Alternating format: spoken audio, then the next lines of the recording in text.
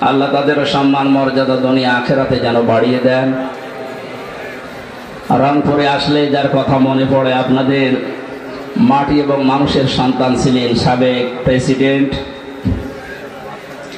মরহুম হোসাইন মোহাম্মদ এরশাদ। আল্লাহ রাব্বুল আলামিন তাকেও কবরে যেন মাফ করে দেন। এই জেলায় আসলে আমাদের মাজলিসুল মুফাসসিরিন বাংলাদেশ আলেমদের একটা সংগঠন আছে, তার কেন্দ্রীয় কমিটির সেক্রেটারি জেনারেল আপনাদের রংপুরের সন্তান আলহাজ মাওলানা নুরুল আমিন ভাইয়ের জন্য দোয়া চাচ্ছি। মঞ্চে বসা আছেন আমার বন্ধুবর মাওলানা আব্দুল মমিন, অন্যান্য ওলামা ইকরাম, আমি নাম জানি না। দোয়া করছি আল্লাহ আলেমদের সম্মান মর্যাদা যেন আরো বাড়িয়ে দেন। সামনে বসা মুসলমান ভাইরা, পর্দার আড়ালের সম্মানিতা মা এবং বোনেরা, প্রশাসনের ভাইরা, এ কথা এখন আর বলা লাগছে না, কারণ এ না হলেও এখন মনে হচ্ছে অসুবিধা নেই, তারপরও বলা দরকার যেহেতু এসেছে। দেখলাম প্রশাসনের ভাইরা, এ বাংলাদেশকে স্বাধীন মুক্তভাবে আমাদের সামনে যারা রেখে গেলেন, বৈষম্য বিরোধী ছাত্র আন্দোলনের ভাই এবং বোনেরা, বিশেষ করে রংপুরের বীর সন্তান শহীদ আবু সাইদ, আমি গিয়েছিলাম তার কবরে। আল্লাহ রাব্বুল আলামিন জান্নাতের সর্বোচ্চ মাকাম যেন তাকে দান করেন। বিশাল একটা কাজ করে দিয়ে গেল। এরকম একজন মানুষ জীবন দিয়ে যদি রংপুরের এরকম নাম হয়ে যায়, আমার মনে হয় আরো কিছু মানুষ যাওয়া দরকার। আমাদের এখন যাওয়া লাগবে না, যার জন্য যাবেন সে তো আপনাদের পুত্রবধূ পালিয়েছে। 850 বছর আগে পালিয়েছিল লক্ষণ সেন, আর রংপুরের মুখে কালি লেপন করে পালিয়ে গেল আপনাদের এই বৌমা। ইতিহাস হয়ে থাকবে। কোরআনের পাখির কয়েকটা কথা আমার মনে পড়ে। উনি বলেছিলেন, জালেমরা এ দেশে ইঁদুরের গর্ত পাবে না, একটাও পাচ্ছে না। ইঁদুরের গর্ত যে পাচ্ছে না তার প্রমাণ হচ্ছে এই যে হাউং আঙ্কেল, কি নাম জানো? আমি কালকে গোয়েন্দা বিভাগের প্রধান যিনি, তার সাথে কথা বলেছি। বলছে হুজুর ও আছে, আমাদের কাছে আছে, 2-1 দিন পরেই ওরে আমরা ছাড়ব। গর্তে লুকিয়ে আছে, ওরে ছাড়া হবে। গতকালকে এক শয়তান ধরা পড়েছে, ডিবির মশিউর। একেবারে টাটকা নির্ভেজাল একটা শয়তান। আমি দেখিনি, পরবর্তীতে রিমান্ডে দেখেছি একবার। আমার মনে হয় শয়তান তো আমি জীবনে দেখিনি, যদি দেখতাম তো ওই রকম একেবারে নির্ভেজাল টাটকা একটা শয়তান আসে মাঝে মাঝে, এমন এমন গালি দেয় আলেমদের। জেলখানার ভেতরে সবচেয়ে এই লোকটার নাম বেশি পাওয়া গেছে 3 বছরে। আমার মনে হয় জামাত আর বিএনপির লোক যদি ওরে পায়, ওরে শুয়ে খেয়ে ফেলবে, কারণ ও যা করিস। এখানে গর্তে লুকানোর জায়গা এদেশে আর নেই, কোনো গর্ত বাকি নেই। যেখানে যা লুকিয়ে আছে সব বের করে নিয়ে আসা হচ্ছে, কারণ কোনো জায়গা নেই আপনার জন্য। জালেমের জন্য পুরা জমিন আল্লাহ সংকীর্ণ করে দিয়েছে। যারা অনেকেই পাগলামি করছেন যে আমি পাশে আছি, চট করে ঢুকে পড়বো, আপনি আসেন, আপনাকে আমরা ঢোকাচ্ছি। ঢোকাবো ঠিকই, যে বানিয়েছিলেন আয়না ঘর, ওখানে ঢোকাবো। সুতরাং সবাইকে নিয়ে আমরা আল্লাহর দরবারে শুকরিয়া জানাচ্ছি যে স্বাধীন একটা মুক্ত জায়গায় আমরা এখন কোরআনের অনুষ্ঠান কোনো বাধা বিপত্তি ছাড়াই, অনুমতি ছাড়াই করতে পারছি। অথচ এই অনুষ্ঠানটা আগস্ট মাসের 5 তারিখে করতে হলে কমপক্ষে 14 জায়গায় অনুমতি নেওয়া লাগতো। অনুমতি যাদের কাছে নেওয়া লাগতো, একে একটা মানুষ অন্য ধর্মের মানুষের কাছে হলে ওরা মেনে নিতাম। মুসলমানের কোরআন মুসলমানের সামনে বলা হবে, আর ওর কাছে বলা লাগবে যে আপনি একটু লিখে দিন। কি হয়ে গেছে এখন, হাড়ে হাড়ে টের পাচ্ছে না। কোরআনের পাখি 2 নম্বরে জানিয়েছিল শুধু নাড়া দেওয়া হবে, দিল্লি গিয়ে পড়বেন। একেবারে তাই করিস। পৃথিবীতে এখন প্রায় 228টা রাষ্ট্র, স্বাধীন পরাধীন মিলে। আমার যা লেখাপড়া আমার এই আয়ত্তে বলছি, এখনো 7টা দেশ বাড়তেছে, 235টা দেশ হবে কয়েকদিন ইনশাআল্লাহ। 7 সিস্টার ভেঙে যাচ্ছে না? ওরা পাকিস্তান থেকে আমাদেরকে আলাদা করেছে, এই জন্য নাকি ওরা আমাদের পরম বন্ধু। তা আমরা আপনাদেরকে আরো 7টা দেশ বের করে দিচ্ছি, আমরা আপনাদের বড় বন্ধু। আপনারা 1 ভাগ করে যদি বন্ধু হন, আমরা কয় ভাগ করছি? আরো বেশি হবে। কারণ উনি বলেছিলেন যে বাবরি মসজিদ যেভাবে টুকরা টুকরা করেছেন, আল্লাহর এই ঘরকে ভারত এত টুকরা করবে আল্লাহ ইনশাআল্লাহ। অত টুকরা হলেও অসুবিধা নেই। অনেকে মনে করে তাহলে রাষ্ট্র হয়ে যাবে এক জেলার মতো। হ্যাঁ, সিঙ্গাপুরে গেলাম, এই মাথা থেকে ওই মাথা মাত্র 43 কিলোমিটার। মাত্র 43 কিলোমিটার যদি একটা দেশ হয়, ভারতের তো 100টা দেশ হওয়া দরকার। হবে ইনশাআল্লাহ। তাহলে ভারতে আমার মনে হয় যেভাবে বাড়তেছে দেশ, 235টা থাকবে না, 335টা হয়ে যাবে।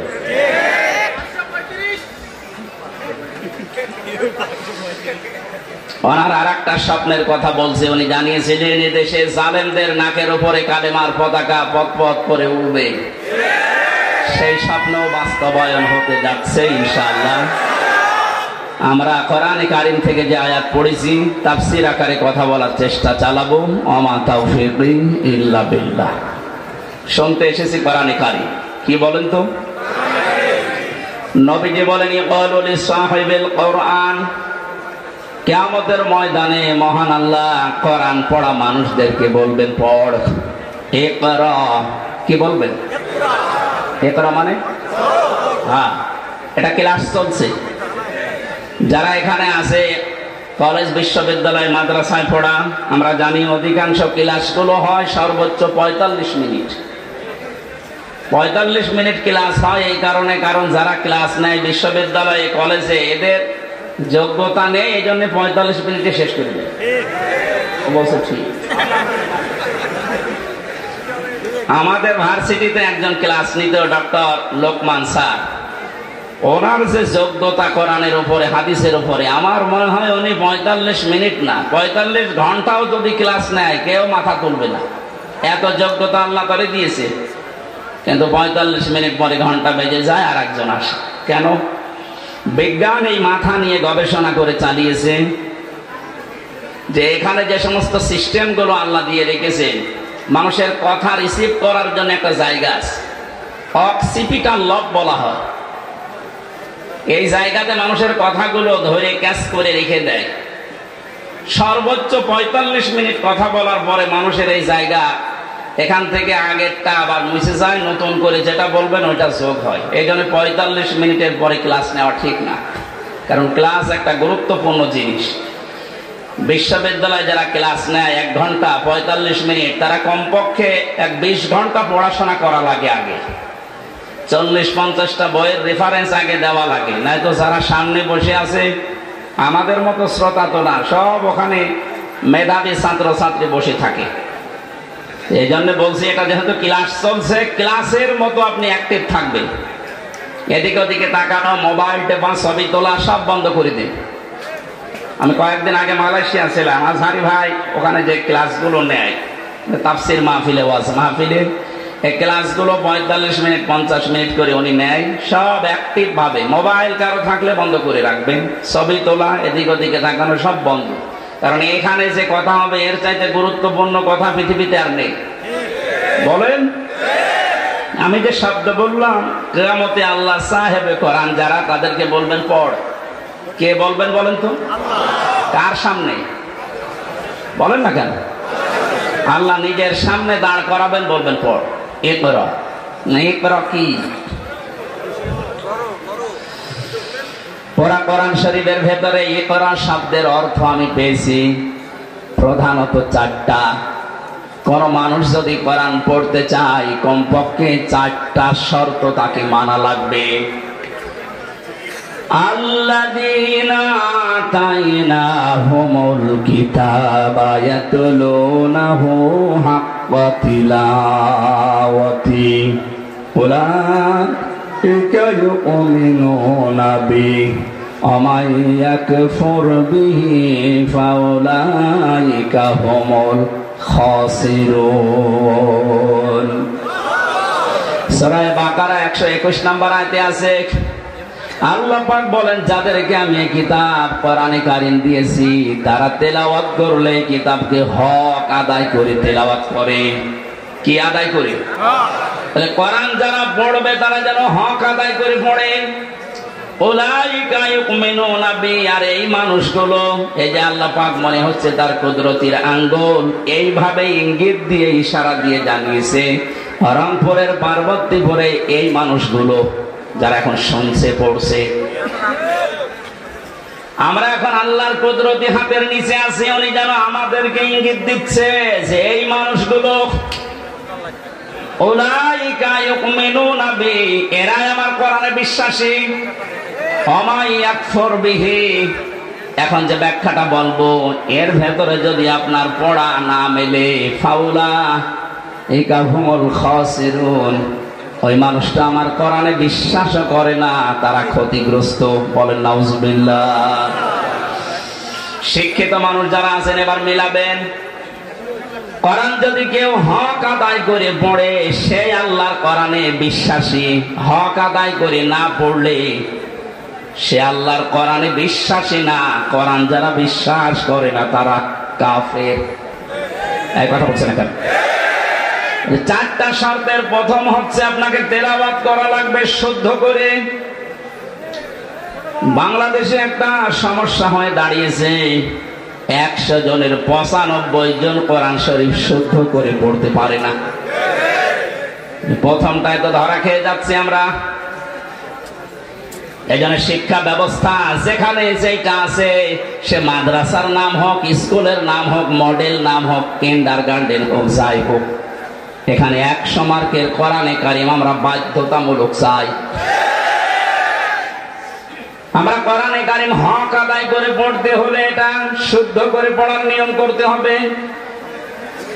শিক্ষা ব্যবস্থায় 15.5 বছরে এমন ভাবে ধ্বংস করে দিয়েছে, আমি একটা একটা করে পয়েন্ট আকারে বলতে গেলে আপনি এখনই উঠে দাঁড়িয়ে পড়বেন।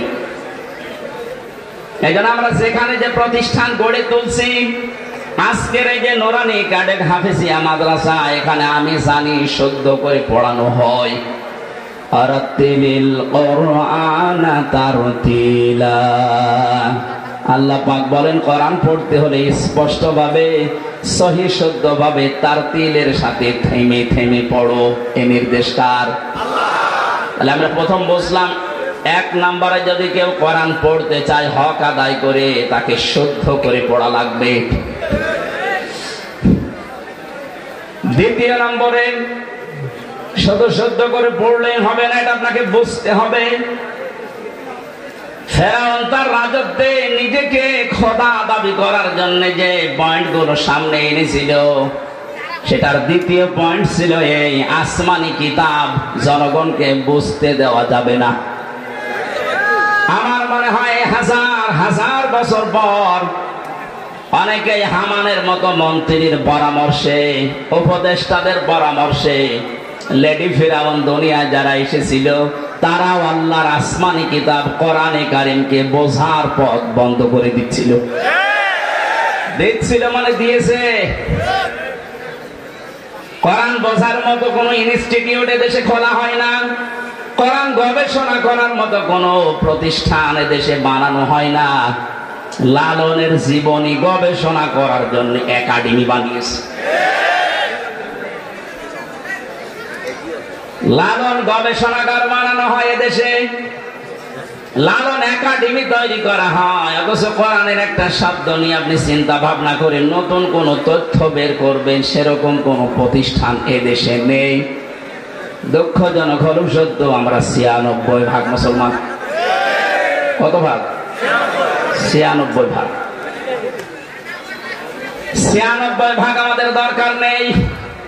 গত 5 দিনের আন্তর্জাতিক একটা রিপোর্ট পেয়েছি, এদেশে এখন 100 জনের 14 জন মানুষ যারা বিদায় নিয়েছে, জালেম স্বৈরাচারী, এদের পক্ষে এখনো পর্যন্ত সাফাই গাচ্ছে। 100 জনের জবান খোলেন না কেন? 100 জনের 28 জন এখনো পর্যন্ত যে কোনো কায়দায় থালা হাতে নেওয়ার চেষ্টায় আছে। সে যেভাবে হোক থালা দেন, থালা নিয়ে কি করবেন? আগস্ট মাসের 5 তারিখের পর থেকে আজকের এই সেপ্টেম্বরের 21 পর্যন্ত আমরা একটা জরিপ দেখতে পাচ্ছি, যারা এখনই খাবো খাবো বলছে তারা কিন্তু তাদের চরিত্রের বহিঃপ্রকাশ এই 1 মাস 15 দিনে ঘটিয়ে ফেলেছে। আনন্দের সংবাদে জরিপের শেষে লেখা আছে এই দেশে 100 জনের 58 জন মানুষ এখন চাচ্ছে আল্লাহর আইন দেশে কায়েম হোক। কথা বোঝার চেষ্টা করেন ভাই, তাকবীর পরে দিয়ে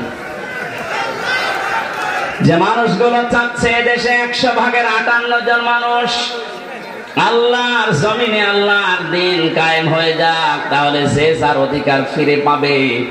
তাদের মুখ দিয়েই শোনেন, তারা বলছে ভাই ওনাদেরকে একটু সময় দেন না কেন? কেবল মাত্র 1550 বছরের, একদিন 2 দিন না, 15.5 বছরে সব উলট পালট করে রেখে গেছে। যারা দায়িত্ব নিয়েছে তাদের প্রতিদিনের বক্তব্য এটা যে হাত দেব কোথায়, যেখানে হাত দেয় সেখানে দুর্নীতি। একটা দেশ কত বড় দুর্নীতিগ্রস্ত হলে কেন্দ্রীয় মসজিদের ইমাম পর্যন্ত পা দিয়ে যায়। এসরায় আবার কালকে এসেছিল, পিটানি খেয়ে বিদায় নিয়েছে। মসজিদের ইমাম পালিয়ে গেছে, ও যদি আবার ফিরে আসলে এইরকম অবস্থা হয়, তুমি শর্ট করে ঢুকে পড়বা, তোমার কিছুই হবে না। আসো, কথা বলেন না কেন? কিচ্ছু লাগবে না ভাই, যে খায় তাদেরকে দিবেন, কথা বলবেন না। যে যেখানে আছেন ওখানে বসেন। এক লোক বিবাহ করার পরে বাসর রাতে স্ত্রী রেখে একটু বাইরে গেছে। দাদি শাশুড়ি এসে বলছে কি গো আমার পুতি চাই। বউ বলছে দাদি শাশুড়ি আপনি দোয়া করেন, আপনাকে সংবাদ আমি দেব। কিছুক্ষণ পরে শাশুড়ি এসে বলছে কি গো বৌমা আমার নাতি চাই। মা আপনি দোয়া করেন। কিছুক্ষণ পরে ননদ আর দেবর এসে বলছে ভাবি তুমি যাই করো আমাদের কিন্তু ভাতিজা চাই। ভাবি বলছে তোমরা দোয়া করো আমার সময় দাও। স্বামী এবার এসে বলছে বউ তুমি কি করবা আমি জানি না, আমার বেবি চাই। বউ আবার মুখ তুলে বলছে তোমরা কি সব পাগলের বংশ? বিয়ে করে এখন কেবল বাসর ঘরে, কিছুই হয়নি। এরপরে 10 মাস 10 দিন তো সময় দেবেন। আপনি আগেই বেবি চান, আগেই কেউ নাতি চাই, কেউ পতি চাই, কেউ ভাতিজা চাই। আমি কি ডাউনলোড করে নিয়ে আসবো? আমার সময় দেবেন না। 15.5 বছর কি করেছে আপনি জানেন? একটা চেয়ারও দুর্নীতির বাইরে নেই। যেটারে মনে করতাম না এটা আল্লাহওয়ালা মানুষ দরবেশ, ওটা আরো বড় খারাপ। দাড়ি কেটে নম হয়ে গেছে। সর্বোচ্চ দুর্নীতি এই লোকটার 36,000 কোটি টাকা। আপনি কল্পনায় আনতে পারবেন না। রংপুর বিভাগের মানুষটা এমনি গরিব, এদেরকে একটা নাম মানুষ দিয়েছে কেন জানি না, সে যে নামই হোক, কিন্তু আপনারা সহজ সরল, মানে সহজ সরল এত। আজকে গাড়ি নিয়ে আসার সময় হরেন দিচ্ছি, ও তাকিয়ে দেখ একটু শরীর যাবে তো, মানে এত সহজ সরল হলে পারা যায়। গার উপরে যে গাড়ি উঠে পড়বে না, আগে দেখে নিচ্ছে ওজনের গাড়ি বলে একটু সাইড দিই। আমার মনে হয় অন্যের গাড়ি হলে আগে দেখে দাঁড়িয়ে থাকতো যে নেন আমার গায়ে ধাক্কা মারে। একদিকে আপনারা গরিব আর একদিকে সহজ সরল। নবীজি জানিয়েছেন ধনীদের চাইতে গরিব মানুষ 500 বছর আগে জান্নাতে যাবে। এই হিসাবে বলা যায় যে চাচা জান্নাতেই আছে নাকি?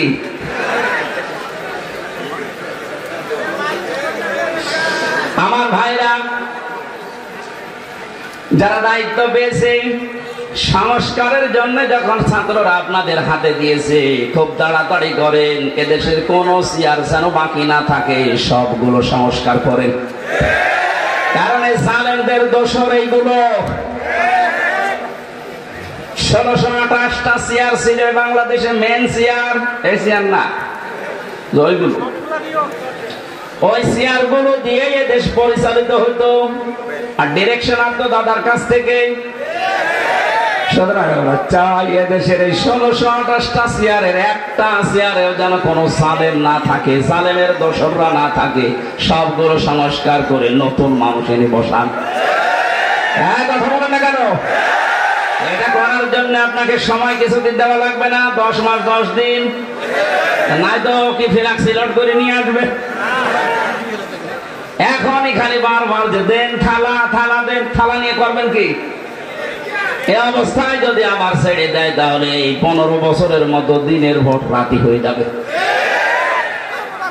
এই জন্য সংস্কার যখন চলছে, আমরা আহ্বান জানাই যারা দায়িত্বে আছেন, আপনারা একটা সম্মানজনক সময় নিয়ে তাড়াতাড়ি সংস্কার করে, একটা জালেমের দোসরকেও আমরা আর দেখতে চাই না। আল্লামা মামুনুল হক কয়েকদিন আগে ঘোষণা দিয়েছেন, এই দেশে যেই মানুষগুলো জুলুম করেছে 1628টা, এর বাকি যারা জেলায়, উপজেলায়, থানায়, ইউনিয়নে যারা জালেম বলে চিহ্নিত, এদের ছবি মোড়ে মোড়ে টাঙিয়ে দেন, যেন জালেমরা কিয়ামতের আগে দেশে আসতে না পারে। এই দাবি আপনারা করেন না? কিয়ামতের আগে দেশে আর জালেমরা আসতে পারবে না, সব ছবি টাঙিয়ে দেন, আসুক। শর্ট করে ঢুকবে, আমরাও শর্ট করে ধরবো, শর্ট করে আর একেবারে আয়না ঘরে লাগিয়ে দেবো। আমি 10 দিন ছিলাম মাত্র, এই আমার জীবন অতিষ্ঠ হয়ে গিয়েছিল। আর ব্যারিস্টার আরমান 8 বছর। আপনি ভাবতে পারেন কত বড় কঠিন জায়গা এটা। মুফতি ফখরুল ইসলাম আমার সাথে ছিল জেলখানায়। উনি বলছিল, আমার যখন আয়না ঘরে নিয়ে যায়, মাটির নিচে এই পায়ের ভেতর দিয়ে হাত উপর দিয়ে দিয়ে সামনে যে রডের বেড়া দেওয়া আছে, এই রডের সাথে দিয়ে হাত তালা লাগিয়ে দিই। আপনি কিন্তু কায়দ হবে না, সেই কায়দা নেই। আমারে বলতো, হামজা ভাই, আমার মাঝে মাঝে মনে হতো, আল্লাহ হয় মরণ দাও, না একটু শোয়ার ব্যবস্থা করে দাও। এই যে শুয়ে থাকা, এটা যে কত বড় নিয়ামত আল্লাহ, আমি ওই কতদিনে টের পেয়েছি। হাত যদি শুধু বেঁধে রাখতো, তাও তো ঘুমানো যায়। হাতে পায়ের ভেতর দেয়, সামনের দিকে রডের বেড়া ওর সাথে লাগিয়ে তালা লাগিয়ে দেয়। দেখ, 1.5 মিনিট সময় দেয় টয়লেট করার জন্য। আর খাবার যা দেয়, মনে হয় কেউ মাখিয়ে রেখেছে, ওইটাই এনে দেয়। খালে খান, না খেলে মরি যান। মানে মরে গেলে তো আর অসুবিধা নেই, কেউ তো জানে না যে ও আছে কিনা, এমনি মানুষ মরে যায়। আমার নাই ভেতরে কোরআন শরীফ ছিল, প্রতিনিয়ত আমি কোরআন শরীফ পড়তাম আর বিভিন্ন দৃশ্য ভুলে থাকতাম। কিন্তু যারা হাফেজ না, কোরআন শরীফ নেই, তাদের কি অবস্থায় 8টা বছর কেটেছে বলেন তো? আমার 3 বছরই যেতে চাই না, আমার ডায়াবেটিস হয়ে গেছে, অথচ আমার শরীর চলে না। এই শরীরে ডায়াবেটিস হলে মেনে নেওয়া যায়? কি কষ্ট দিয়েছিল ওই মানুষগুলোকে। আমার মনে হচ্ছে এই দেশের 18 কোটি মানুষ যদি এই জালেমকে মাফ করে দেয়, ব্যারিস্টার আরমানের বউ জীবনও মাফ করে। আপনারা করে দেন আপনাদের বউমা, আমাদের বউ, আমার বউ তো মাফ করবে না। কারণ 3 বছর আপনি তার থেকে কি অবস্থায় রাখলেন আমারে। জেলে দিলে কোনো সমস্যা না, জেলে দিলে 7 দিন পর পর দেখা করা যায়, কথা বলা যায় মোবাইলে। আর আমার একেবারে বিচ্ছিন্ন, সরকারি মোবাইল তো কল্পনাই করা যায় না। দায়িত্বে যেগুলো দিত সবগুলো হিন্দু, সুভাষ দাস, সুব্রত বালা, দেবদাস, দেবদুলাল, এই নাম শুনলেই মনে হচ্ছে যে এ কিছু না কিছু করবে। এসে 24 ঘন্টা পায়ের কাছে, হাতের কাছে বসে থাকে। আমি তো কারোর সাথে কথা বলবো না। সবচাইতে বেশি ঝামেলায় লেগেছিল আমারে আর মাওলানা মামুনুল হক। আপনি কেন করলেন এইটা? এমনিতে জেলে দিতেন, আটকে রাখতেন, রাখেন। কয়েকদিন আগে আমার মামলা সব খারিজ হয়ে গেছে। মানে আগস্টের 5 তারিখের পরে যেই মামলা তুলেছে সব খারিজ করে দিয়েছে বিচারপতি। বলছে কি দেখে মামলা বিচার করবো, এর ভেতরে কোনো মাল নেই। যা, আমি বলতে গেলাম যে বিচারপতি 3 বছর তো আপনার কাছেই ছিল, তখন তো বলেন যে কোনো মাল নেই, এখন বলছেন কোনো মাল নেই, কি দেখে বিচার করবো? উনি এইটাই বলতো যে হুজুর আমার হাত বাঁধা আছে। কি ছিল?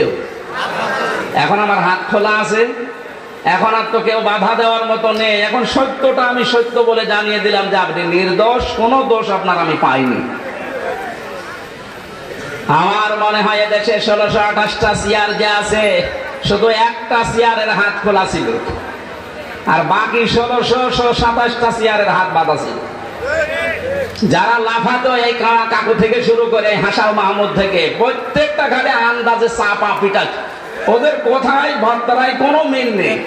ওই একজনের শুধু হাত খোলা, উনি যা বলবে ওদের বলে আজকে এখন দিনে রাত 11টা 10 বাজে, ওদের বলতো দিনের 11টা 10। এই জালেমের দোসর গুলো বলতো ঠিক আছে। এইরকম অবস্থায় পৌঁছিয়েছিল দেশটা। সেখান থেকে অন্তত আস্তে আস্তে যখন হাত খোলা আরম্ভ হয়েছে, আমরা চাই এদেশে কিয়ামতের আগে যেন আর কারো হাত বাঁধা না হয়। যেখানে আছে সব হাত খোলা থাকবে আবু সাইদের মতো। কথা বলেন ঠিক কিনা?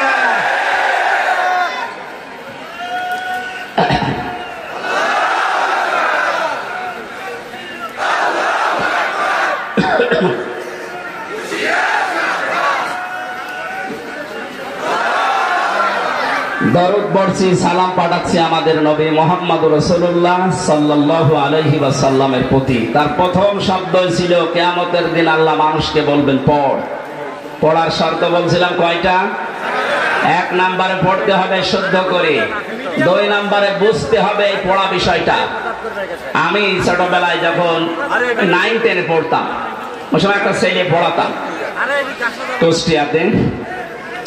একটা ছেলে আমার কাছে পড়ে, আমাদের ছোট নদী চলে বাঁকে বাঁকে। আমি বললাম এটা মুখস্থ করে আমার সোনা বাঁকাই। আমার বলছে হুজুর এই যে আমাদের ময়াকার দয়কার র একটা শব্দ লিখতে 4টা অক্ষর কেন লাগে এটা আপনি বলেন, তারপরে আমি ছোট নদী পড়বো।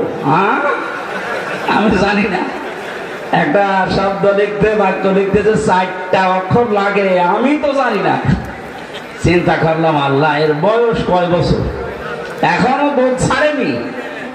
আর এ একটা শব্দ পড়বে, সামনের শব্দে যাবে না যতক্ষণ আগেরটা না বুঝবে। অথচ 96% মুসলমান এই দেশে আল্লাহর কালাম পড়ে যাচ্ছে আন্দাজে, কিচ্ছু জানে না। আহ্বান জানাচ্ছে এই ছেলেটার মতো মন তৈরি করেন, যেটাই পড়বেন আগে বুঝবেন যে আল্লাহ এবং তার রাসূল কি জানাতে চায়, এরপরে সব যাবে। কথা বুঝতেছেন? 3 নম্বরে শুধু পড়লেই বুঝলেই হবে না, যতটুকু জ্ঞান আপনি পেয়েছেন এই জ্ঞানটা মানুষের কাছে নিজের জীবনের ভেতরে বাস্তবায়নের চেষ্টা চালাতে হবে। 4 নাম্বার শর্ত হচ্ছে শুধু নিজে মানলে হবে না, এটা মানুষের কাছে পৌঁছিয়ে দেওয়ার নিয়ত করা লাগবে।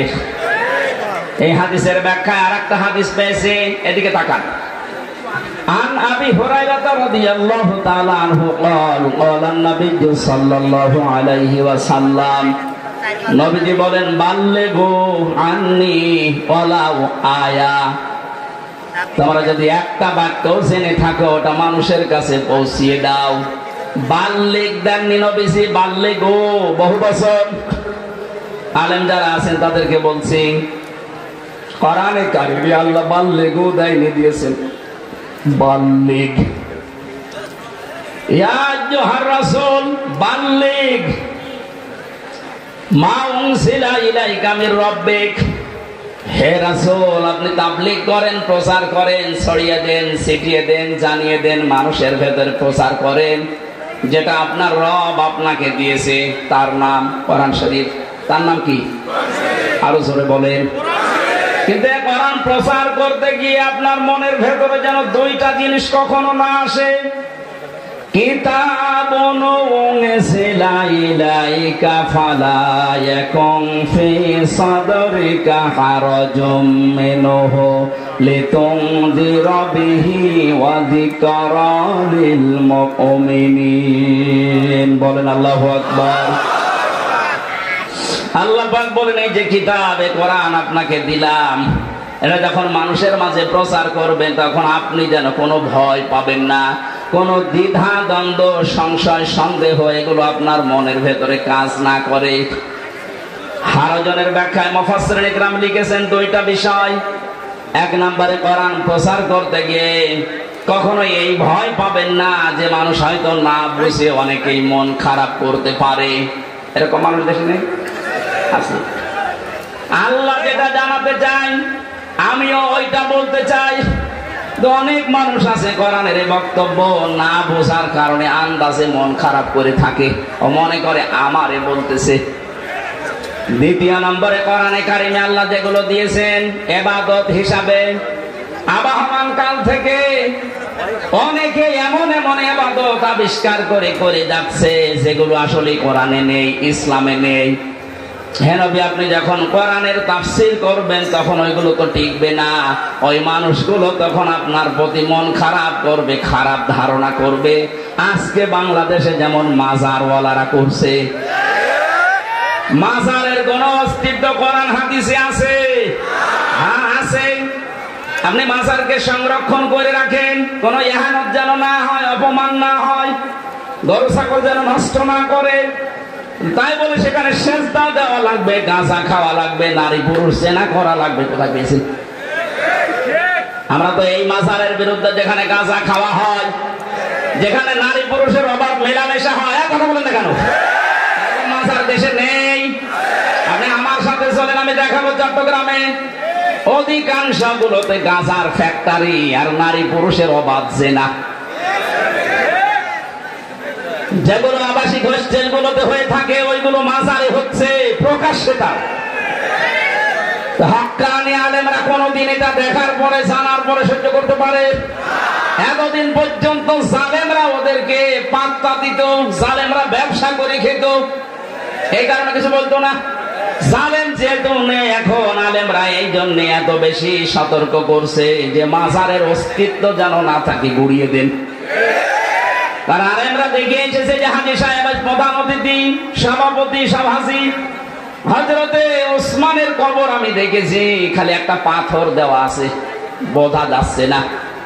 আর বাংলাদেশে গরু ছাগল মরে গেলেও কবর 3 তলা হয়। হযরতে ওসমানের মতো দামি মানুষ আপনার বাবা, যে কবর পাকা করা লাগবে। ওসমান রাদিয়াল্লাহু তাআলা আনহুর কবর যদি মাত্র একটা পাথর দেওয়া থাকে তাও বোঝা যাচ্ছে না আপনার বাবা কি।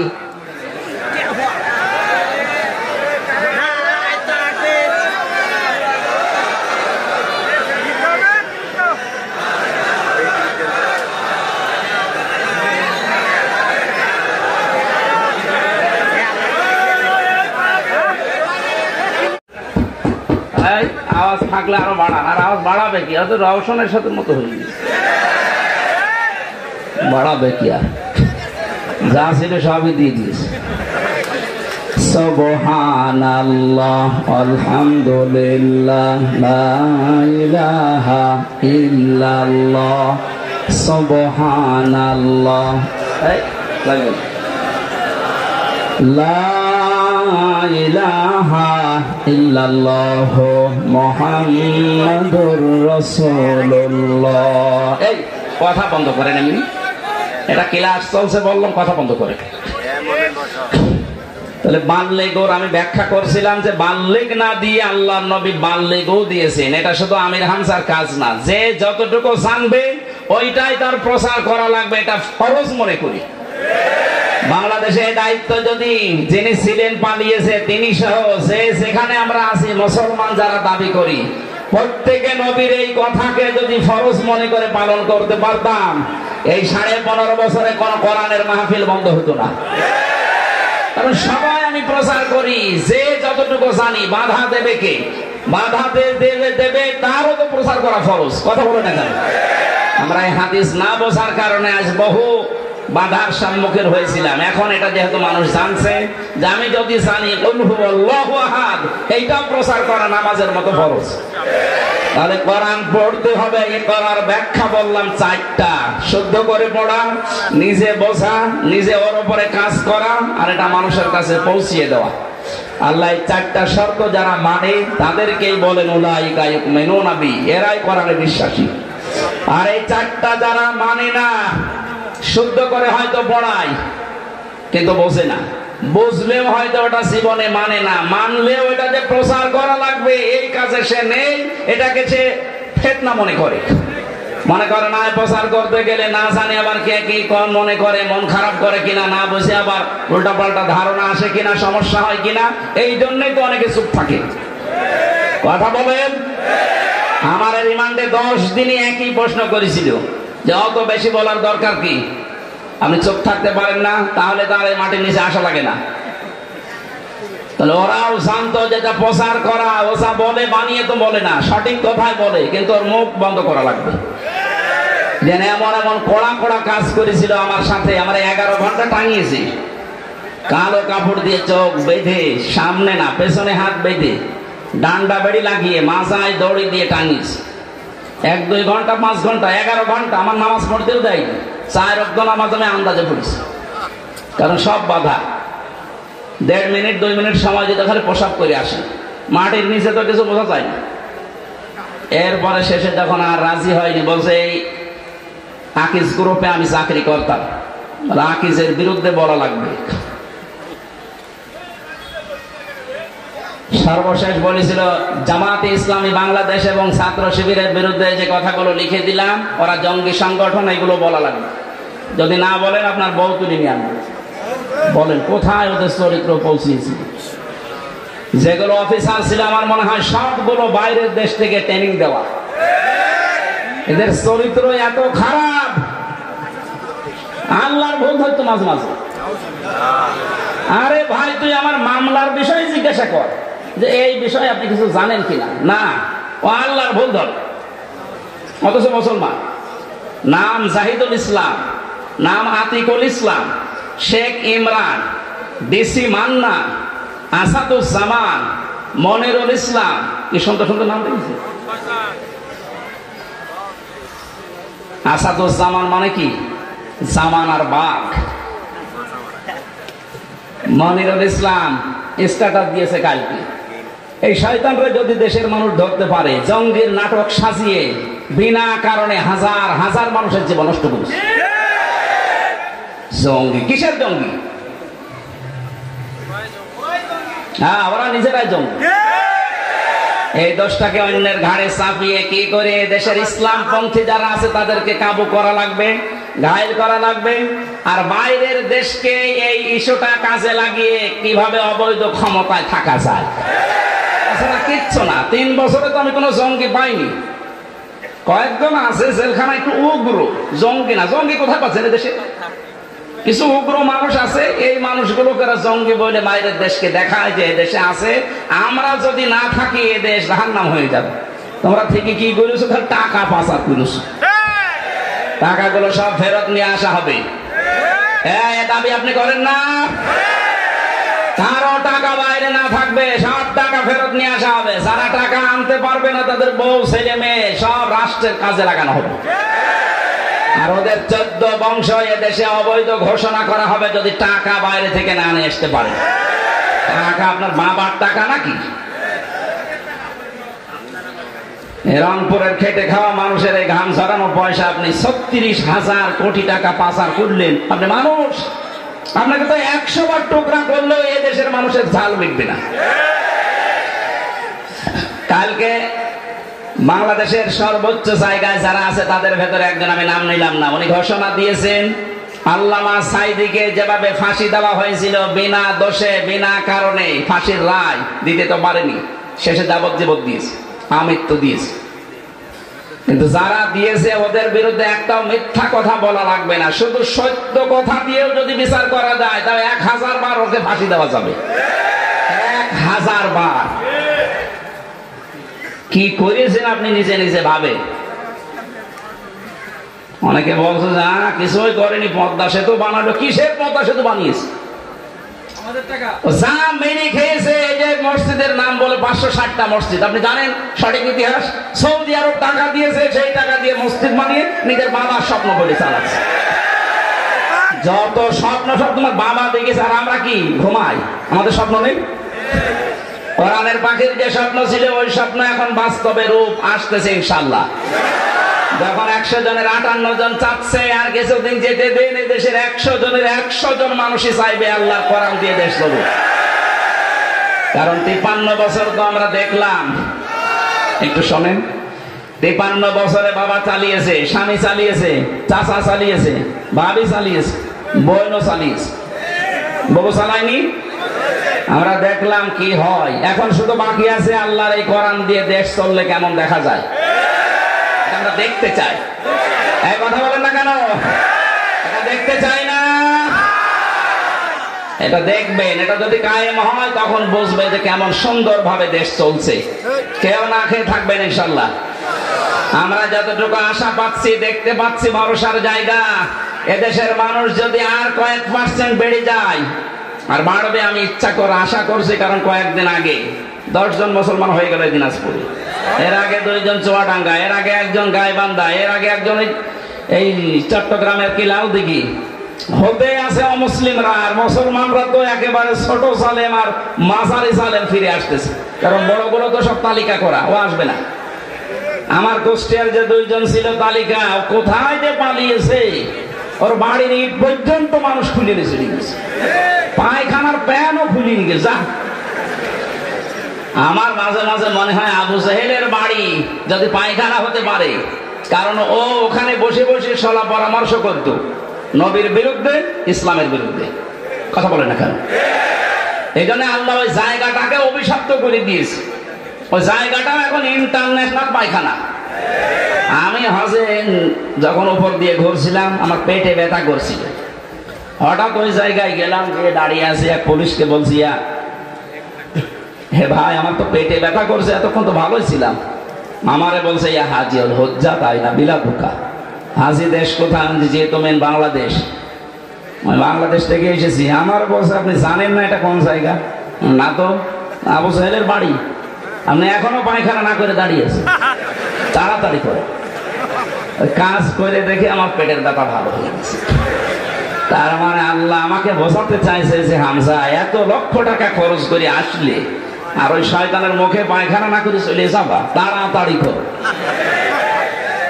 কাবার পাশে ওর বাড়ি, এত দামি জায়গা, শুধু ইসলামের বিরুদ্ধে অবস্থান নিয়ে জালেমের থাকার জায়গা যদি আল্লাহ গজবের জায়গা বানিয়ে দেয়, এই বাংলাদেশের যে সমস্ত জায়গায় বসে বসে আলেমদের বিরুদ্ধে, ইসলামের বিরুদ্ধে ষড়যন্ত্র করত, ওই জায়গাগুলো জাতীয় পায়খানা বানানো। আমার কে বললাম বুঝে বলছেন তো ঠিক নাকি আন্দাজে? আবু জাহেলের বাড়ির সাথে এ বাড়ির যাদের মিল আছে, সে যে নম্বরই হোক, এই নম্বরগুলো আমরা পায়খানা বানাতে চাই। সারা বিশ্বের মানুষ দেশ দেখতে আসবে আর জানবে যে এই জায়গায় গেলে পেটে ব্যথা হবে। তাই কথা বলে না কেন? কারণ এই গজবের জায়গাগুলো, যেখানে ইসলামের বিরুদ্ধে ষড়যন্ত্র হয়তো বসে বসে দুর্বিসন্ধি করত, কি করে আলেমদের ফাঁসি দেওয়া যায়, কি করে আলেমদের আটক করে রাখা যায়। মামলাটা আমার 31 বার উঠেছিল, জামিন দেয়নি। অথচ জালেম চলে যাওয়ার পরেই মামলা তুলেছি, কোনো কিচ্ছু নেই, একবারে খালাস করে দিয়েছি। তার মানে ওর হাত ছিল। বিচারপতি বারবার বলতো, আমার কাছে কেন আসে? হাইকোর্টের বিচারপতি বলছে, আমার কাছে কেন আসে? আমার হাত বাঁধা। উপর থেকে যতক্ষণ পর্যন্ত আল্লাহর ওই ওলি সিগন্যাল না দেবে, কিছু করার না। কোথায় ছিলাম আমরা? বিচার ব্যবস্থাকে কোথায় পৌঁছিয়ে দিয়েছে। আজকে প্রধান বিচারপতি যে কথাগুলো জানিয়েছে, আমার মনে হয় এই কথাগুলো বাংলাদেশে অতি শীঘ্র, অতি দ্রুত কার্যকারী করা দরকার। ন্যায় বিচার এদেশে কায়েম হবে ইনশাআল্লাহ। যারা দায়িত্বে আছে আল্লাহ তাদেরকে ওমরের মতো যেন বানিয়ে দেন, বলেন আমিন।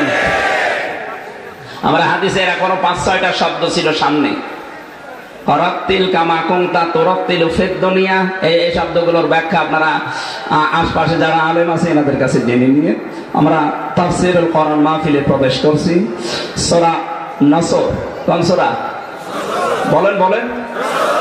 নসর না নাসর? নুন সোয়াদ র। নাসরুন শব্দের শাব্দিক অর্থ হচ্ছে সাহায্য, আর নুন সিন র নাসর মানে ঈগল পাখি। এই জন্য যারা এই সূরাটা পড়তে গিয়ে সোয়াদ না বলে সিন দিয়ে উচ্চারণ করেন, আপনার কিন্তু নামাজ হবে না। কারণ নামাজ ভাঙার কারণ 19টা, তার ভেতরে প্রথম কারণ কোরআন যদি কেউ অশুদ্ধ পড়ে। এবার তেলাওয়াত করবেন শুদ্ধভাবে। আমরা প্রবেশ করছি। ফাউযু বিল্লাহি মিনাশ শাইতানির রাজিম। বিসমিল্লাহির রহমানির রহিম। ইযা জাআ নাসরুল্লাহি ওয়াল ফাত। সূরা নসরের 3টা আয়াত আল্লাহ দিয়েছেন। পুরা কোরআন শরীফে 3 আয়াত বিশিষ্ট সূরা আছে 3টা, আসর, নসর আর কাউসার। কয়টা সূরা? এর ভেতরে মাত্র 3টা আয়াত আছে। আমার তো যতটুকু কোরআনের উপরে পড়াশোনা করা আছে, এই নসরের ভেতরে আল্লাহ এত কথা দিয়েছেন, তাফসীর আকারে যদি আমি কিয়ামত পর্যন্ত হায়াত পাই তাও এত কথা শেষ করা সম্ভব না। এত কথা এই সূরার ভেতরে আছে। নসর শব্দের শাব্দিক অর্থ সাহায্য। আল্লাহ বলেন যখন আসবে আমার সাহায্য তখন আপনি বিজয় দেখতে পাবেন। তাহলে বিজয় আসার শর্ত সাহায্য। বিজয় আসার শর্ত কি? এই 15.5 বছর পরে যে বিজয় এসেছে এটা আল্লাহর সাহায্যে এসেছে। মাধ্যম বৈষম্য বিরোধী ছাত্র আন্দোলনে যারা জীবন দিল এরা মাধ্যম, আর যারা 2700 এখনো হাসপাতালের বেডে কাতরাচ্ছে। আমরা এদেশের দায়িত্বে এখন যারা আছেন তাদেরকে আহ্বান জানাচ্ছি, বাংলাদেশে এখনো যারা হাসপাতালে কাতরায়, বিশেষ করে স্বাধীনতায় এই যুদ্ধে যারা আহত হয়েছে প্রত্যেককেই যেন পুনর্বাসন করা হয় তা সঠিকভাবে এবং স্থায়ী ভাবে। কথা বলে ঠিক কিনা? এরা জীবন্ত শহীদ, কারো চোখ নেই, কারো পা নেই। আমি কুষ্টিয়া হাসপাতালে 6 তারিখে গিয়েছিলাম দেখার জন্য।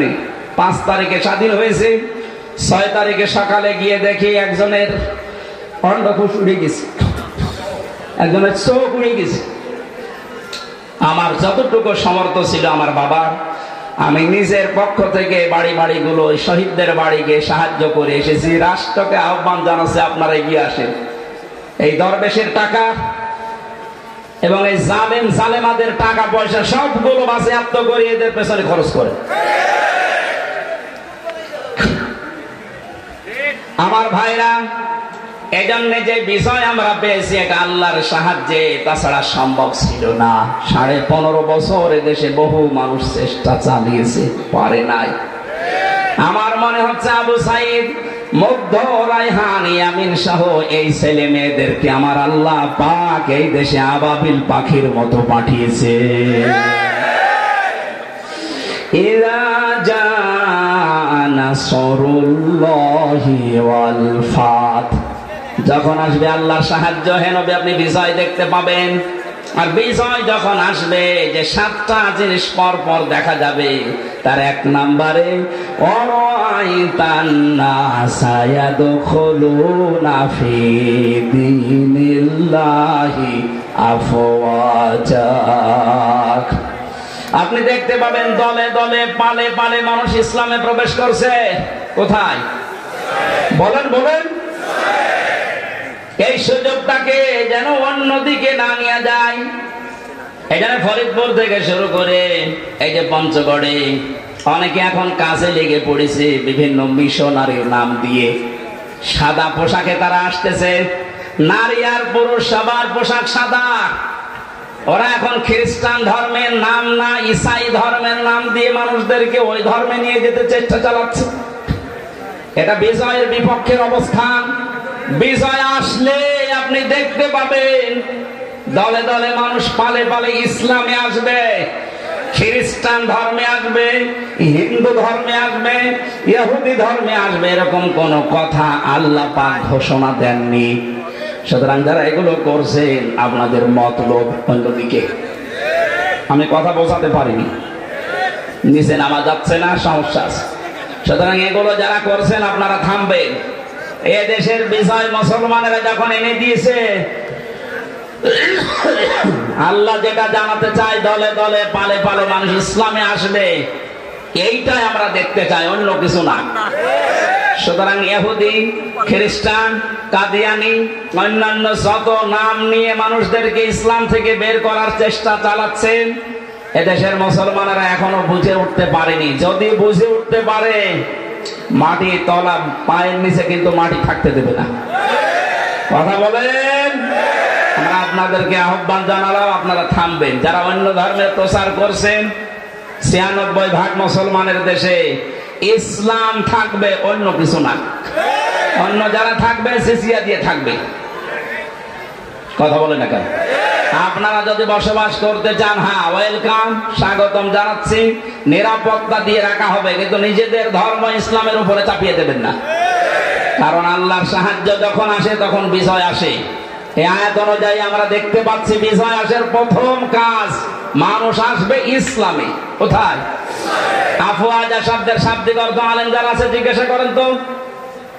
দলে দলে পালে পালে মানুষ ইসলামে আসবে, এর প্রমাণিত এই দিনাজপুরের 10 জন মুসলমান হয়ে গেল। আপনি আবার কোত্থেকে কি ইসাই ধর্ম নিয়ে আসতেছেন? এবার আসেন তো শব্দের দিকে তাকায়। আল্লাহ পাক বলেন, হে নবী আপনি দেখতে পাবেন মানুষগুলো দলে দলে পালে পালে প্রবেশ করছে ফি দীনিল্লাহ, আল্লাহর দিনে। কার দিন বলেন তো? দিন কার? আরো জোরে। আমাদের নাকি দিন? দিন আল্লাহর। আমরা হচ্ছে দিনের খাদেম, কামলা, লেবার, মনীষ, পাট, যাই বলেন, সার্ভেন্ট, ভিত্ত। আমরা কেউ এই দেশে দিনের মালিক না, আমরা সবাই দিনের খাদেম। দিনের খাদেমে কথা বলতে লজ্জা হয়? শরম লাগে? নিজেকে ছোট মনে হয়? আরে বিশ্ব নবী ছিলেন দিনের খাদেম। প্রচার করতে গিয়ে যখন কাফেরেরা পাথর দিয়ে আঘাত করত, ঢেকে ফেলতেন মারতে মারতে, হযরতে জিবরাইল এসে যখন পাথরগুলো সরিয়ে ফেলেন, নবীজি আহত অবস্থায়, ক্ষত বিক্ষত অবস্থায়, কথা বলতে পারেন না, এমন কঠিন অবস্থায় বলতেন, ইয়া আখি জিবরাইল, হে ভাই জিবরাইল, আমার কাজটা সকালবেলা থেকে কি? অন্য কোন কাজ আছে আমার? ফেরেশতা জিবরাইল বলতেন, ইয়া রাসূলুল্লাহ, আল্লাহ পাক আমাকে জানাতে চেয়েছেন, বলতে বলেছেন এই কথা যে সকালবেলা থেকে আপনার কাজ এই দিনের খেদমত করা, কারণ দিন প্রচারের জন্য দিনের খাদেম হিসাবে আল্লাহ আপনাকে পাঠিয়েছেন। দিনের মালিক নবীজিও না, দিনের খাদেম ছিলেন তিনি। আমরাও দিনের খাদেম। বাস্তবতা এবার সামনে নিয়ে আসছে। আমরা আজ 53 বছরে দিনের খেদমত করছে এদেশের অনেক মুসলমানেরা, চেষ্টা চালাচ্ছে। দিনের খেদমতের যে সমস্ত পর্যায়গুলো আছে, মানুষকে দিনের দিকে নিয়ে আসা, ডাকা, দিনকে আল্লাহর জমিনে কায়েম করা, যে যেভাবে পারছি আমরা চেষ্টা করছি। কিন্তু দেখতে পাচ্ছি আমাদের এই বাধা দেওয়ার জন্য অনেকে উঠে পড়ে লেগেছে। আজকের মাহফিলের সভাপতি বাবুল সাহেব, উনি যদি বলে আমাদের 10 জনকে যে আপনাদের আমরা কামলা নিলাম, আপনি এই 2 বিঘা জমি ধান লাগিয়ে দেন, আমরা 10 জন মিলে ধান লাগাচ্ছি, বিকাল 5টা পর্যন্ত আমাদের ডিউটি, উনি বিকাল 5টা এসে আমাদের বেতন দিয়ে দেবেন। বিকাল 5টা বাজতে আর মাত্র 10 মিনিট বাকি আছে। 10-12 জন মস্তান মোটর সাইকেল নিয়ে, অস্ত্র নিয়ে এসে বলছে ধান লাগানো যাবে না, যা লাগিয়েছেন সব আমরা তুলে ফেলবো। আমরা যারা কামলা আছি, খাদেম আছি, আমরা যারা লেবার আছি, আমরা বলবো ভাই আপনারা ধান তুলে ফেলবেন, অসুবিধা নেই, কারণ ধানের মালিকও আমরা না, এই জমির মালিকও আমরা না। কথা বলে না? আমাদের একটা উদ্দেশ্য আছে এখানে কাজ করার। উদ্দেশ্যটা হচ্ছে এই জমিন যার, তিনি এখানে নেই, কিন্তু আমরা হচ্ছে পাহারাদার। এই ধান আমরা বহু কষ্ট করে লাগিয়েছি সারাদিন। আপনারা যদি ধান তুলে ফেলতে চান ফেলেন, কিন্তু আর 10 মিনিট পরে, কারণ আর 10 মিনিট পরে মালিক আসবে, আমাদের বেতন দিয়ে দেবে, বেতন নিয়ে আমাদের সংসার চলবে। আপনি যদি এখনই তুলে ফেলেন, এখনো তো 5টা বাজেনি, মালিক এখনো আসেনি, উনি এসে যদি দেখে ধান সব তোলা হয়ে গেছে, আমাদের বেতন দেবে না। কথা বলেন না কেন? আরো জরিমানা নিতে পারে যে দরা থাকতে ধান তুললো কেন। আমারও প্রশ্ন হচ্ছে, মালিক যখন আসবে তার আগে 5টা পর্যন্ত পাহারা দেওয়ার দায়িত্ব এই লেবারদের, এই খাদেমদের। এই কথা বলুন। আমরা যেহেতু জমিনের কামলা, এই জমিনের মালিক না, এই জমিনে আল্লাহর দিন কায়েম করতে হবে বিকাল 5টা, মানে জীবনের শেষ দিন। জীবনের শেষ দিন পর্যন্ত যে থাকা লাগবে মাঠে ময়দানে, এই ঘোষণা আমি বানালাম। সূরা হিজর 14 নম্বর পারার 99 নম্বর আয়াত। এটা আল্লাহ পাক বলেন, ওয়াবুদ রাব্বাকা হাত্তা ইয়াতিয়াকাল ইয়াকিন। হে নবী, আপনার রবের ইবাদত করবেন, রবের জমিনে আপনি ইবাদত করবেন, কামলা দেবেন। কতদিন পর্যন্ত? যতদিন আপনার মরণ না আসে। তার মানে জমিনে দিন কায়েম করার জন্য চেষ্টা চালাতে হবে। জীবনের শেষ দিন বিকাল 5টা, মরণ পর্যন্ত। এর ভেতরে যদি কেউ বাধা দিতে আসে, ওই ধান তুলে ফেললে যেমন মাস্তানদের সাথে হাতাহাতি হওয়া, কথা কাটাকাটি হওয়া, মারামারি হওয়া, খুন খারাপি হওয়া সম্ভাবনা নেই? বলেন বলেন বলেন। সুতরাং এই জমিনে আমরা বিকাল 5টা পর্যন্ত কাজ করব। এর ভেতরে যদি কেউ বাধা দিতে আসে, হাতাহাতি হবে, কথা কাটাকাটি হবে, মারামারি হবে, প্রয়োজন হলে মেরেও ফেলতে পারি। কারণ আমাদের বেতন দরকার। আমাদের বেতনের নাম জান্নাত। দেবে কয়টায়? 5টায়। বলেন বলেন। যেহেতু এখনো বিকাল 5টা বাজে নাই, মানে জীবনের শেষ দিন আসে নাই, আমার জীবনের মেইন কাজ এখন এইটা, কি করে জমিন আল্লাহর দিন কায়েম হয়। এর ভেতরে বহু বাধা দিয়েছিলেন বিভিন্ন কায়দায়। যেগুলো বাধা দিয়েছে সেগুলোকে আল্লাহ নিজে অপমান করছে। এই যে কালামানিক বিসি উড়ে গেছে, বিসি উড়ে যায়নি, ওর অবস্থা এখন ভালো না। দয়া পরবশ হয়ে অনেক বিচারপতি এখন বলছে ওরে ছেড়ে দিলে ভালো হয়। কিসের ছেড়ে দেওয়া? ও মরে যাক, ওর কোনো ছাড় নেই। শুধু না, যত জালেম ধরা পড়েছে ওরা যেন কিয়ামতের আগে আর ছাড়া না পায়। কারণ এগুলো ক্যান্সার। বের হলে আমার ইসলামের বিরুদ্ধে ষড়যন্ত্র করবে, ধান তুলে ফেলবে। এক কথা বলে না কেন? আমি জেলে বসে আছি আর আমার নামে তালিকা করেছে 116 জনের ভেতরে আমার নাম আছে। আরে বেটা, আমি তো বসে আছি 3 বছর। কত বড় শয়তান হয়ে গেছে। আর ওরা নাকি এখন ছেড়ে দেবে। কিসের ছেড়ে দেওয়া? কোনো ছাড় নেই। যেহেতু আমরা বিকাল 5টা পর্যন্ত কাজ করছি, অনেক মস্তান হস্তান আসবে এ ধান তুলে ফেলতে। এ ধান লাগিয়ে বিকালে যখন মালিক আসবে বেতন দেবে, এরপরে বাড়ি। এর আগে জমিন ছাড়া যাবে। কারা কারা টিকে থাকবেন বিকাল 5টা পর্যন্ত দেখেন।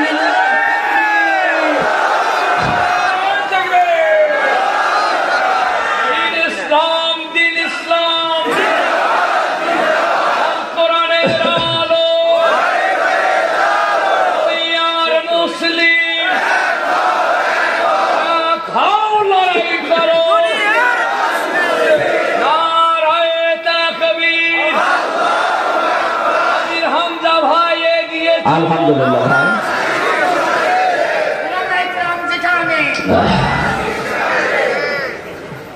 হ্যাঁ, আমাদের একজন উপদেষ্টা গতকালকে জানিয়েছেন এদেশকে সংস্কারের জন্য ওলামা ইকরামের ভূমিকা রাখতে হবে এবং রাখার সুযোগ দিতে হবে। সুতরাং ওনার কথায় আমি সাপোর্ট দিচ্ছি। এদেশে আলেমরা যেন ভালো ভালো জায়গায় যায়।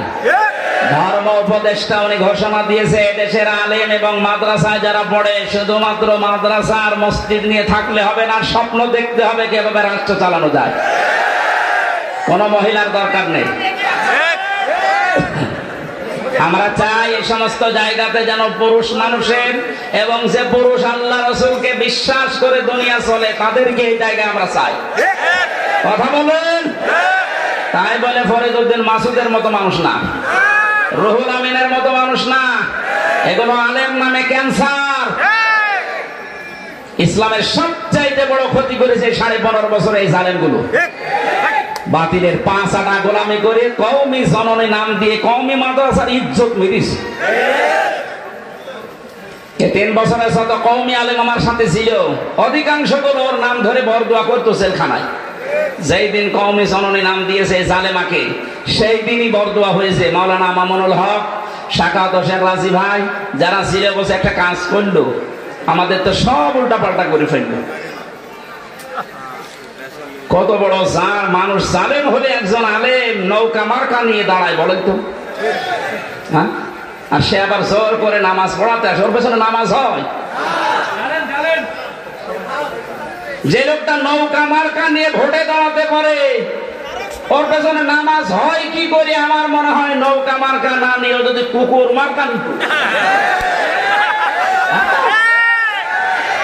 অন্তত এটা একটা পদে থাকতো। কি মার্কা নিয়েছে বলেন তো? একটা মার্কা হলো ইয়াজিদ, এই নামটা যেমন গালি হয়ে গেছে, আমার মনে হয় দেশে অনেকের নাম এখন সামনে কালের আবর্তনে গালি হয়ে যাবে। আপনি যদি হিন্দুকেও বলেন ভাই 5,000 টাকা দেবো ছেলের নাম ইয়াজিদ রাখেন, বলে এটা নাম হলো তো গালি। কাউকে যদি বলে ইয়াজিদের বাচ্চা, ও এমনি রেখে যাবে। দেখেন যে সময় আসতেছে কিছুদিন পরে যাই বলবেন আপনি অমকের বাচ্চা, ও এমনি রেখে যাবে, বলবে না আপনি দরকার আমার কুকুরের বাচ্চা বলেন, তারপরও আমি ওই নামের বাচ্চা হতে রাজি না। মানুষ হয়তো না বুঝেও বলতে পারে, কেউ কেউ যদি শোনে বলেন যে কুকুরের বাচ্চা, ওর মাথা গরম হয়ে যাবে। ওরে যদি বলেন বাঘের বাচ্চা, বাঘও তো জানোয়ার, কুকুরও জানোয়ার, ওকে টের পাচ্ছে। সুতরাং কালের আবর্তনে আমরা দেখতে পাচ্ছি আপনাদের নামও থাকবে না।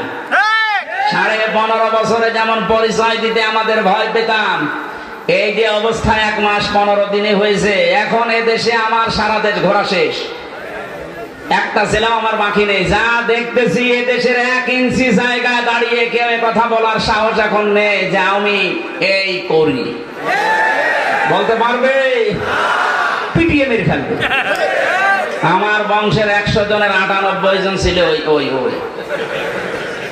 আগস্টের 5 তারিখের পরে বিকাল বেলা আমারে বলছে, বাবাজি আমরা সব জামাতে ইসলামী হয়ে গেছি। জামাতে ইসলাম এতদিন কি করলে? আমি 3টা বছর জেলে পড়ে আছি, কোনদিন খোঁজও নেননি। আর আমার বাবার কাছে সে চিৎকারে দিত, ভালোই হয়েছে। এখন ঠেলা টের পান আপনি যে হঠাৎ করেই ঘুরে গেলেন।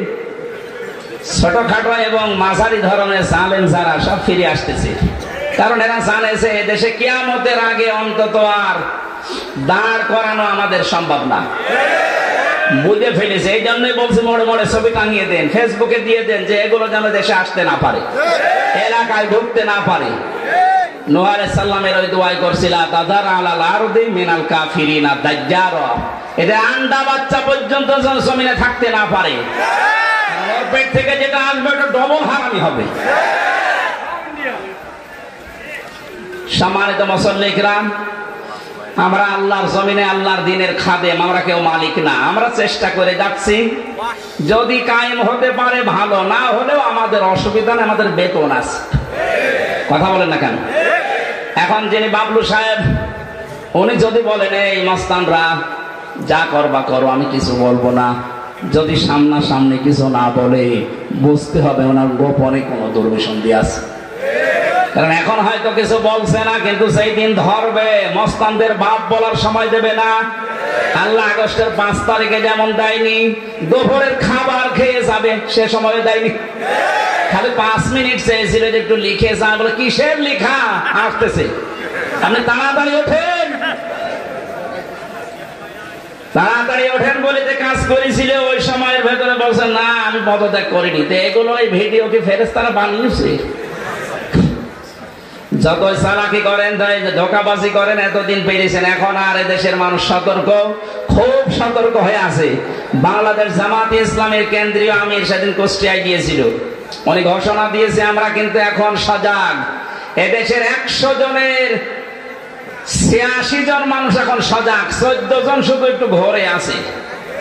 এই ঘর কেটে যাবে ইনশাল্লাহ, যখন পিঠের উপরে পড়বে তখন ঘর এমনি কেটে যাবে। পড়তেছেও মাঝে মাঝে, এদেরকে দিয়ে জালেমারা একটু মাঝে মাঝে দেখে যে হ্যাঁ ওরা জেগে আছে কিনা। প্রথমে লাগিয়েছিল অন্য ধর্মের লোকদেরকে, হালে পানি নেয়নি। এরপরে লাগিয়েছে প্রধান বিচারপতিকে দিয়ে একটা কু তৈরি করে, পারেনি। এরপরে লাগিয়েছে আনসারদের। কিসের আনসার? 42,000 আনসার নিয়োগ হয়েছে, তার ভেতরে 32,000 গোপালগঞ্জের। তা আমরা যে এখনো 63 জেলার লোক আছি, আমরা কি ঘাস কাটছি?